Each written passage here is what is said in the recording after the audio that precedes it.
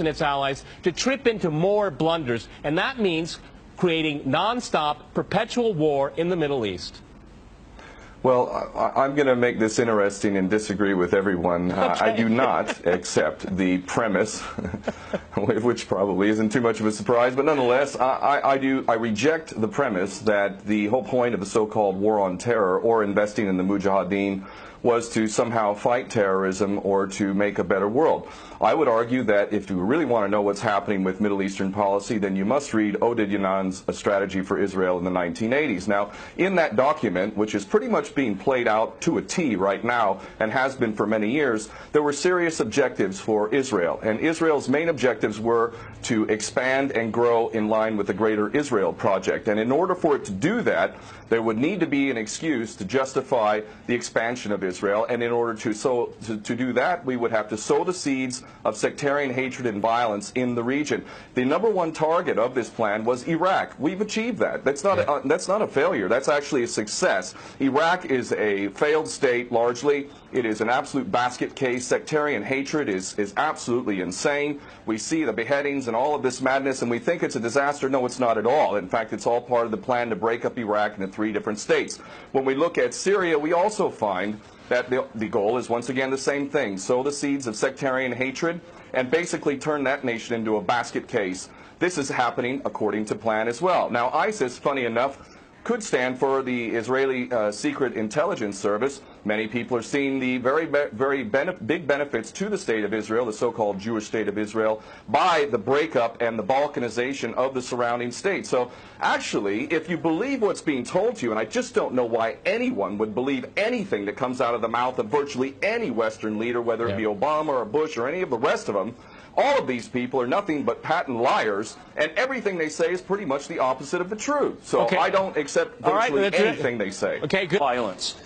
Barack Obama did not bite at the opportunity to get involved in Syria a year ago. In fact, at the time when he was ready to start bombing Assad just about 13 months ago, and he backed off as soon as the first excuse came to mind. We've been supporting ISIS in Jordan, in Turkey, through our proxies in Saudi Arabia and Qatar. There is absolute continuity between the policies of Iraq and breaking it up and breaking up Syria as well. It is beyond naive to suggest that the U.S. doesn't have its fingerprints all over ISIS. In fact, tell me this: why has ISIS never once, or al-Nusra Front or al-Qaeda, not once have they attacked Israel? In fact, ISIS militants are getting medical attention in the Golan Heights and in Israel itself. What does that tell you? There is absolute continuity, but the actual policy, just like the Project for a New American Century laid out very clearly, that a, quote, new Pearl Harbor would be necessary to achieve this goal of full spectrum dominance. You could never tell the American people, or the world for that matter,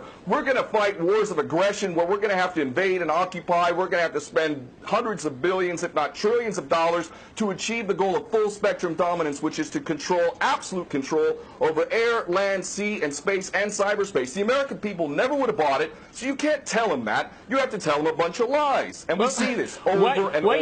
What you have to do, Ken, if I can go... It would absolutely no question that there must always be a boogeyman. In fact, you're sitting in Russia now. For 50 years plus, we were fighting this Cold War that really was an absolute charade to begin with. There never really was a threat of a Soviet invasion. And for decades, we spent insane amounts of money developing nuclear weapons to the point of really completely, totally collective insanity. And here we sit today in a world that threatens a third world war with a policy that is clearly intended to totally destroy Syria. Let's see what happens.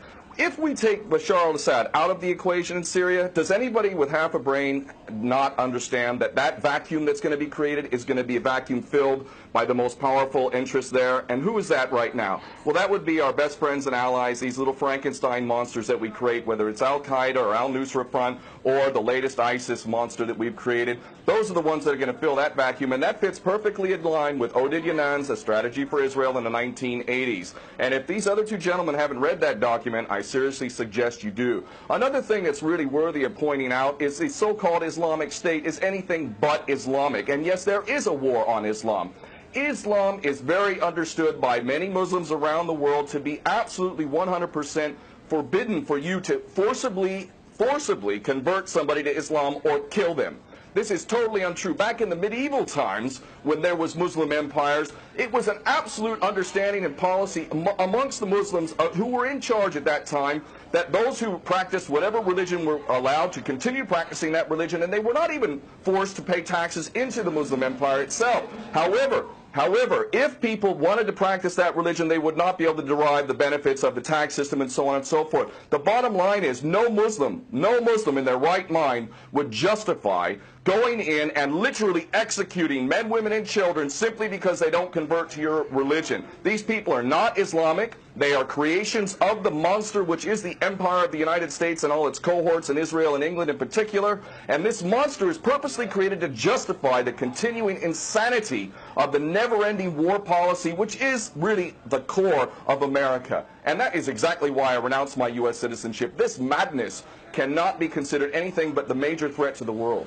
Okay, Peter, in New York, one of the things we've seen... There are very obvious solutions. One is to arrest the traitors in the U.S. Congress and White House who have sworn to uphold the U.S. Constitution, and somehow the American people have sat by while the President has afforded himself the power to execute anyone, anywhere, anytime, for any American citizen to be detained without any due process of law, no representation, incognito, and theoretically he could be condemned to death by a military tribunal in secret and executed. All of this operating under supposedly the United States Constitution. So all of these traitors need to be arrested, first and foremost. When Netanyahu came to the Congress a couple years back, he received 29 standing ovations by these cowardly chicken hawk traitors. So the American patriots need to stand up and grab a pair and ultimately have some integrity and get rid of these traitors. Secondly, cut off all funding to Israel. Israel is a pariah state, a criminal state. It is committing active policies of genocide by the legal definition of the word according to Black's Law Dictionary.